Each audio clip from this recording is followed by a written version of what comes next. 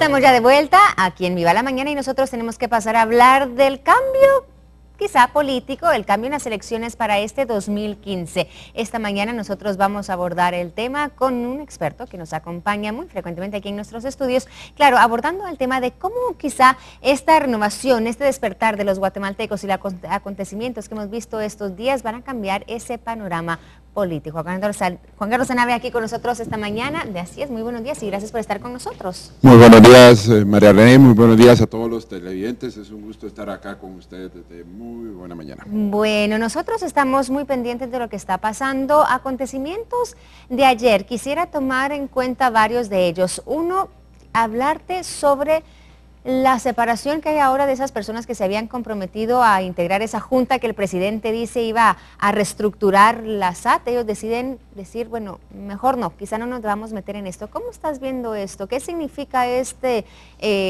digamos, esta salida? Yo la vi como una salida muy responsable, precisamente porque en un contexto donde Guatemala necesita buscar consensos, buscar acuerdos, donde se necesita más que competir por si es esta o no la mejor propuesta, sino buscar los medios que permitan buscar los espacios, los acuerdos para las soluciones que en este caso se deben de encontrar para enfrentar los problemas en la SAT. La licenciada Zelaya, en este caso, Hugo Maúl y las otras personas que renunciaron, pues evidentemente vieron que no era necesario generar pues un espacio donde se pusieran a competir con la propuesta que en este caso hizo ICEFI.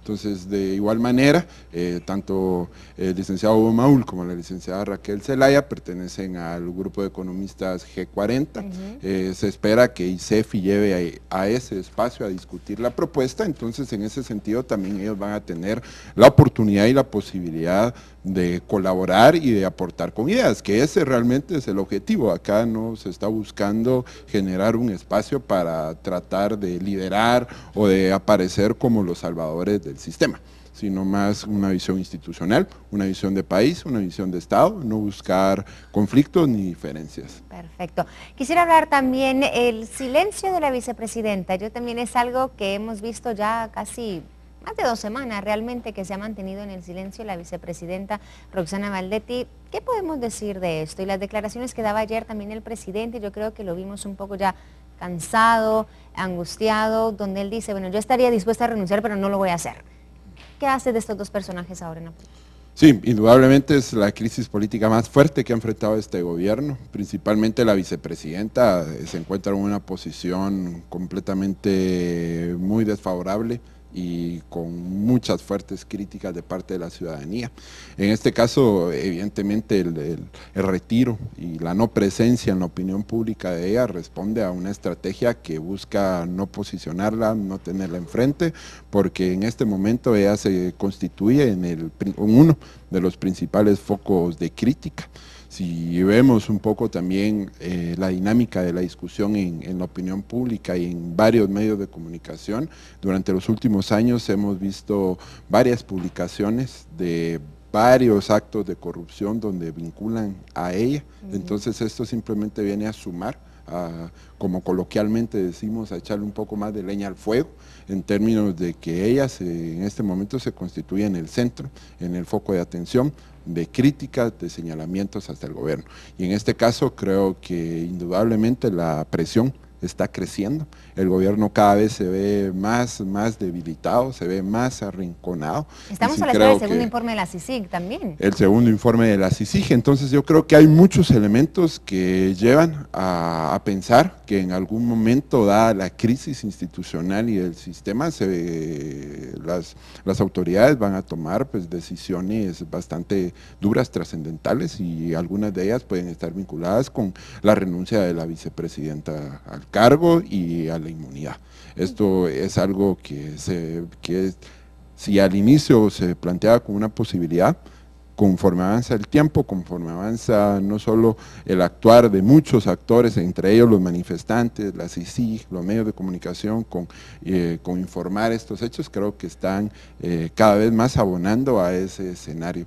Y en ese sentido creo que debemos de apelar un poco a la institucionalidad, a que si eso se da, se busquen los mecanismos institucionales para preservar el Estado de Derecho, por un lado, y también el sistema en su conjunto, y que esto no derive en caos. ¿Hay algo escrito para estas elecciones? Usualmente el panorama político en el país está como dado, ¿verdad? O decimos, bueno, ya sabemos quién está enfilando las encuestas y esta persona es la que seguramente va a llegar al poder. ¿Se puede decir que está escrito este panorama político para las elecciones 2015 o ha cambiado por completo el panorama y sigue cambiando también? Ha cambiado muchísimo desde el 16 de abril, que fue realmente un parteaguas. Ya venía con otros sucesos cambiando, pero el 16 para mí fue un parteaguas, y también las manifestaciones, la del 25, por ejemplo, fue también otro parteaguas. Sin embargo, no todo está escrito. Creo que en este proceso electoral, principalmente, el destino está por escribirse. Si vemos las encuestas, nos relatan pues datos muy llamativos. De ellos, por ejemplo, que el primer lugar tiene un porcentaje muy bajo. Si lo comparamos con lo que tenían los primeros lugares en las últimas 3 elecciones, y aún tenemos